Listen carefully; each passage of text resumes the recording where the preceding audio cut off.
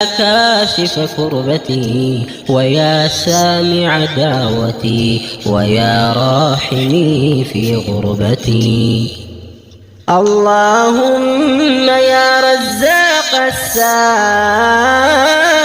السائلين ويا راحم المساكين يا ذا القوة المتين يا خير الناصرين ويا غياث المستغيثين. إياك نعبد وإياك نستعين.